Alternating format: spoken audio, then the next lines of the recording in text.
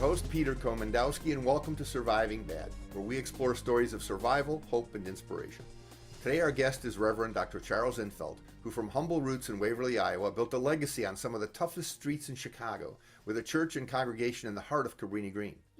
He has walked with Dr. Martin Luther King, even being arrested with him at a protest, helped build a highly acclaimed school for inner city youth, has a street in Chicago named after him, and is a distinguished humanitarian that has championed faith, freedom, and the opportunity to achieve an authentic life. I hope I'm not putting you out there too far, but this is just a fraction of the great things you've accomplished. I couldn't begin to list all the awards you've received for your work. Reverend Infelt, welcome to the show. Please share a little bit about yourself with our audience.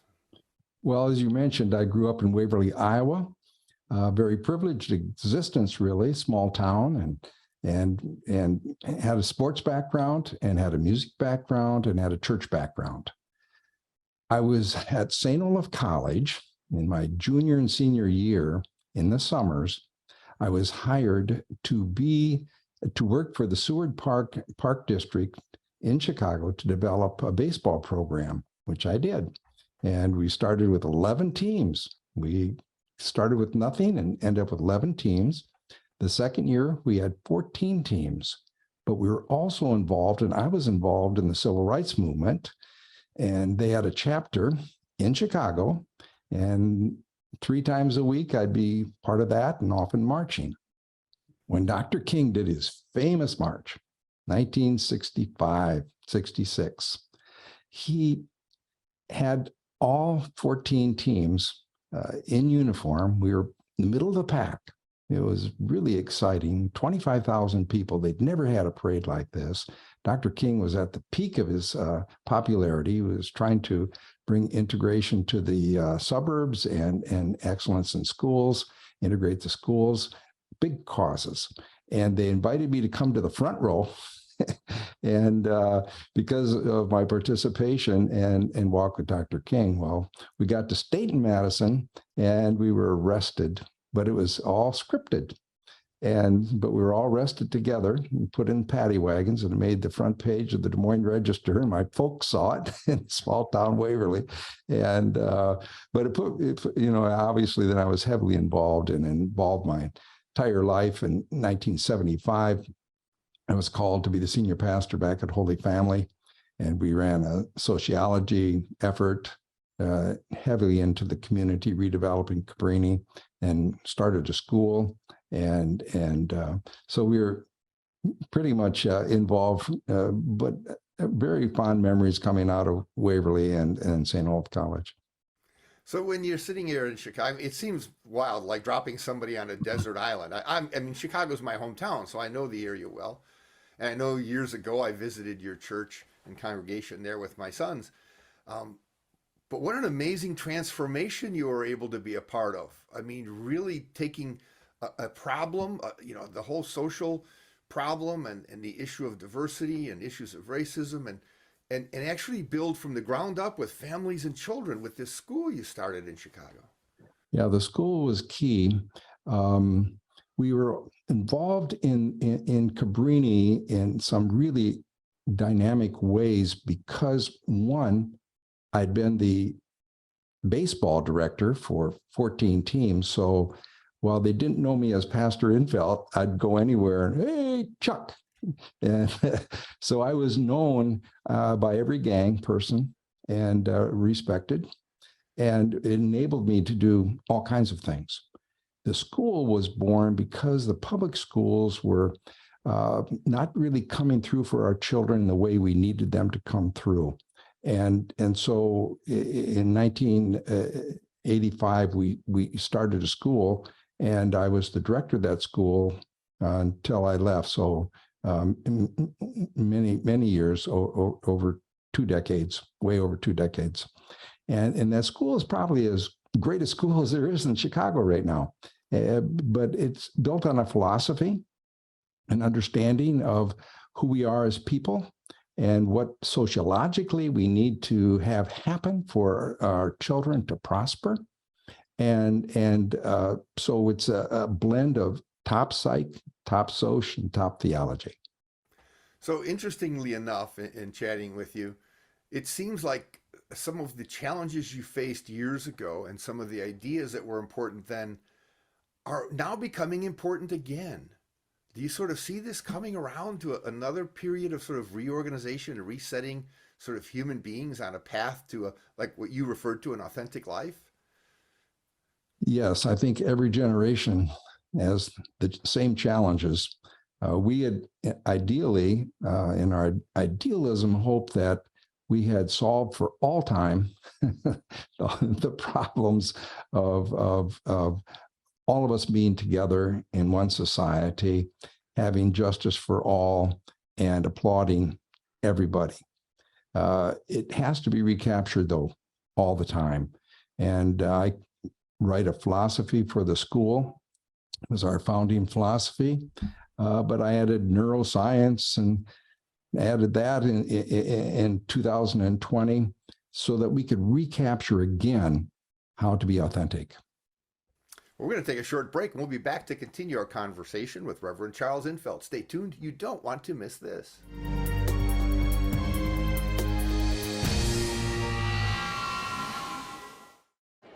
The black truck? Hey, Christina from accounting. Yeah, hi. Hey, I used to date a girl named Christina. Oh, really? Yeah, and then she dumped me for my best friend. You want to see some photos of them that I took? I don't. I thought we talked about this, buddy. Buzzed and overshared again? Yeah. Yeah. I'm gonna call a car. That's a smart idea. So yeah, I know, that's why I did it. Hey, you're gonna get back to the top of the mountain. Does that mean I'm gonna get back with Christina? No. Oh. No.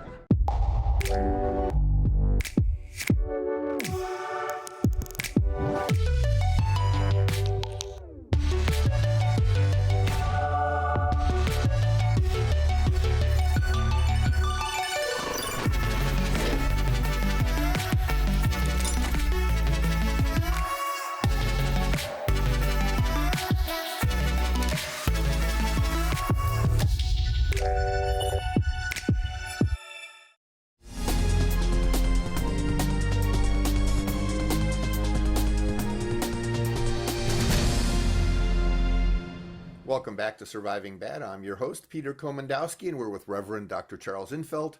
And we're talking about the many reasons we have for optimism and hope, and how we can find a path through the madness in this world, enjoy the freedom of becoming ourselves. Even though it seems like many things change, some stay the same, and words of wisdom can guide us along that path. Reverend Infelt? Yeah, I think that's a nice lead in. Thank you, Peter. I think that we need to have a common view, a worldview, I sometimes call it, in schools. And for parents and children listening, you can probably resonate with some of the things that Holy Family School stood for from its very beginning and prospers in now. There is a great need to constantly, going back to the renewal issue, to fall in love with life. And it goes for children. Adults do, but children need to fall in love with life, and it isn't automatic. We have lots of challenges. Social media can be both blessing, but it can also isolate us and make us lonely. We have to have a philosophy of understanding how we are put together. And so we need a consensus amongst our faculty, amongst our staff, on who we as children are, who we as adults are, with all of our tendencies, but also our needs to.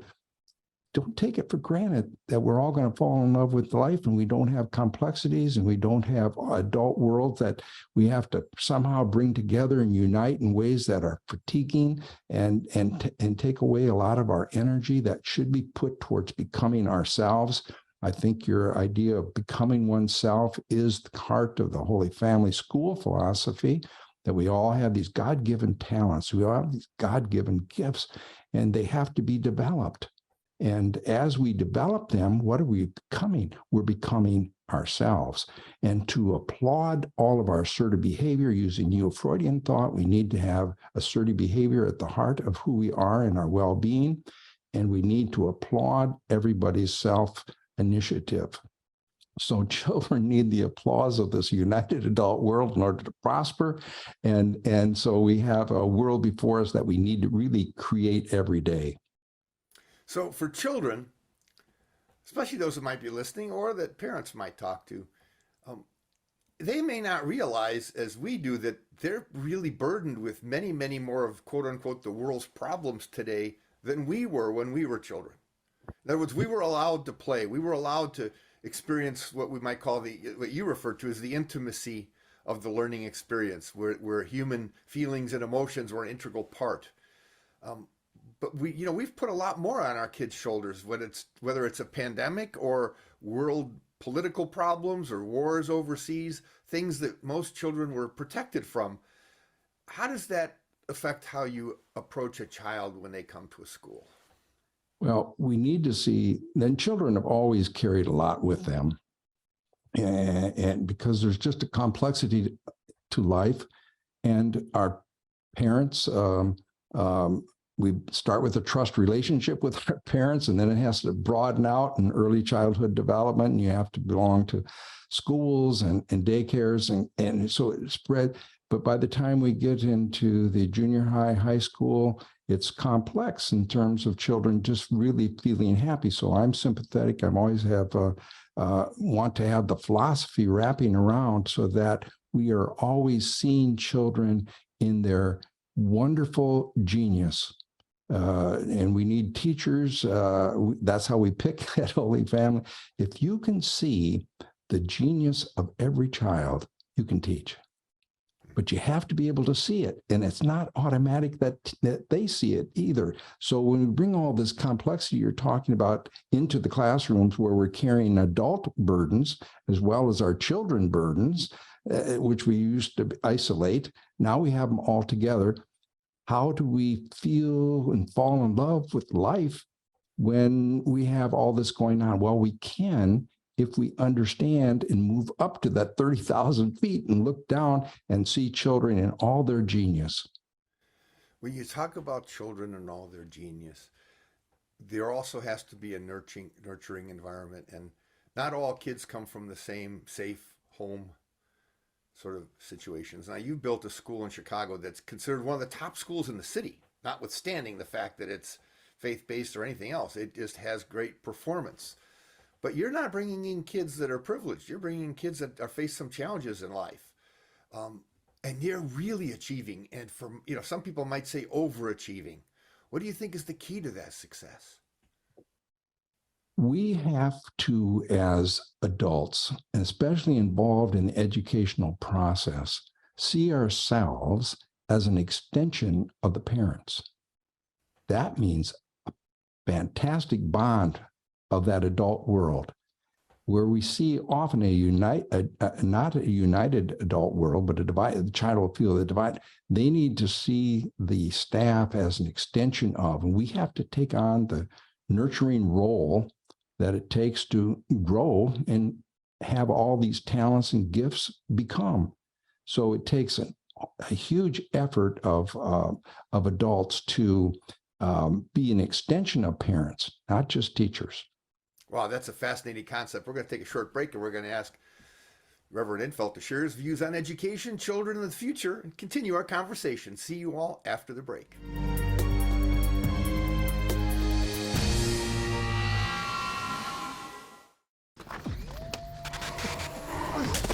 Multiple studies have shown that marijuana can slow both driver reaction and response time, which can be really dangerous.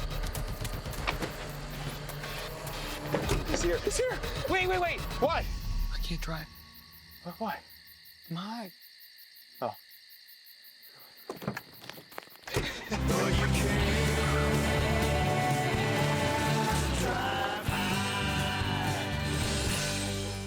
Not all internet is priced this good.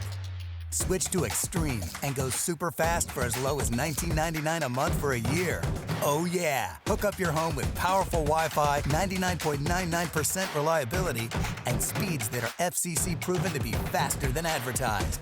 Not all internet is priced this good. Switch today and get speeds starting at 100 meg for as low as $19.99 a month for a year.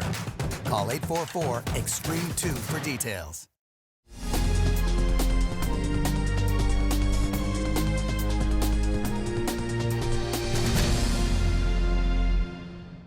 Well, Welcome back. We're talking with Reverend Dr. Charles Infelt and learning about the unique combination of intimacy and experience that fuels a child's growth and potential. Reverend Infelt? Well, Peter, I really think that some of the key to having a great school, having a great community called Cabrini Green, as we tried to grow into our full potential, to have a great church, to be a great society, we need to recapture how to be for each other. It used to be in small town, you had that built in. Now it has to be recaptured because in our school, that art form of being for each other is not automatic. For instance, our children, and children know this as they listen, we live in a capitalistic world. And it's very competitive and it's built on self-interest. And it can move easily to look like, act like greed. The check has always been historically in America, our Christian values, where we see our business activity as service rather than, and we're retired to a reward. But capitalism needs this fuller embrace of society where we can have this for each other mentality.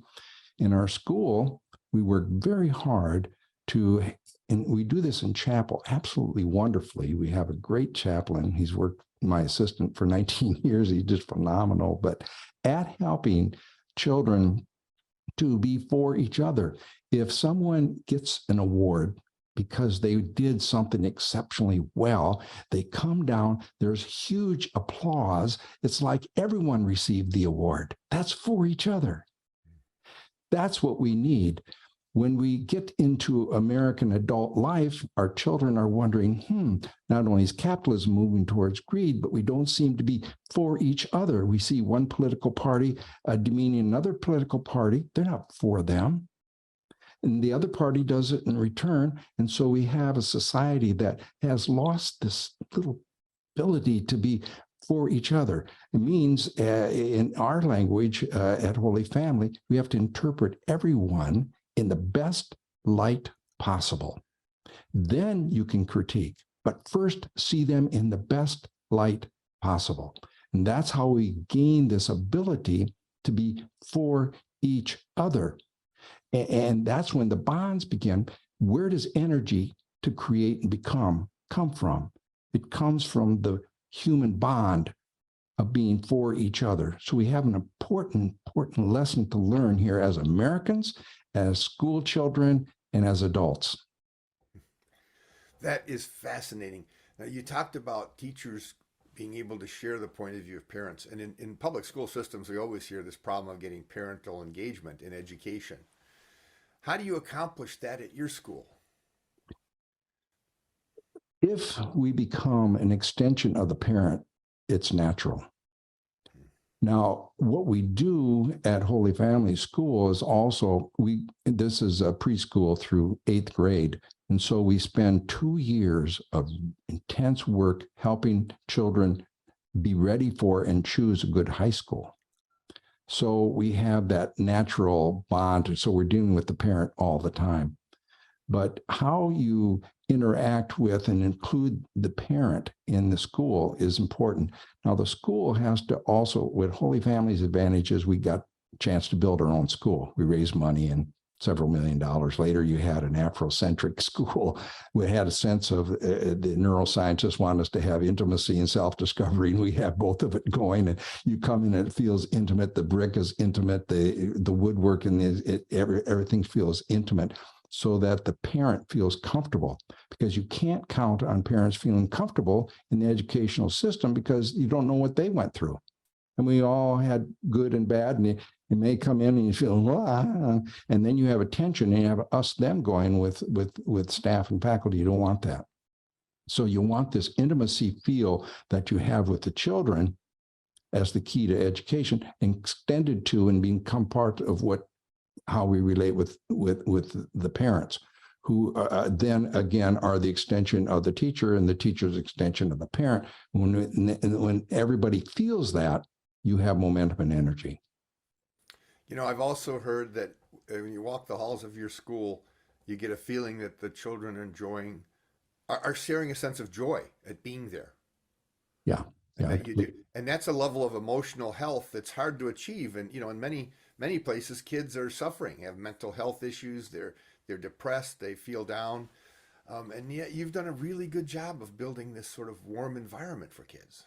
Yeah, and thank you, Peter. I think it's a matter of really understanding the children, but then having the concepts that enable the understanding. I mean, children have tendency, you have to know whether they're upholders, obligers, questioners, rebels, as we talked about once, and we don't have time to develop it now. But you have to be able to see that child in its wholeness and be able to do that which that child needs. If you have a world that back up the earlier conversation where you have two different, I borrow a little bit from the Finnish school system, but you have a scarcity and abundance model. And in the abundance model, there's room for everybody to grow, everyone to have applause, everyone to belong, and so that the child then will feel joy and expectation and hope. That's fantastic. We're going to take another short break, and we're going to ask Reverend Infelt to share some final comments, insights, and inspiration. Stay tuned. You don't want to miss this.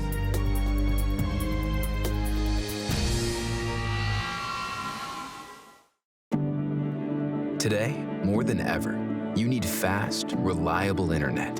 At Mediacom, we want you to know you can count on us. Our fiber-powered 100% gigabit technology network was built for the future. We have enormous capacity and power and 99.99% network reliability. So even though these are uncertain times, we're prepared. And you can be certain we'll keep your world connected. Not all internet is priced this good. Switch to Extreme and go super fast for as low as $19.99 a month for a year. Oh yeah! Hook up your home with powerful Wi-Fi, 99.99% reliability, and speeds that are FCC proven to be faster than advertised. Not all internet is priced this good. Switch today and get speeds starting at 100 meg for as low as $19.99 a month for a year. Call 844-EXTREME2 for details. If I could go back and change it all, I would. I think I'm gonna miss you the most. I'm sorry. I'm so sorry. I'm so sorry. Maybe it's just the little moments. If I could go back and change it all, if I could go back, I would. But I can't.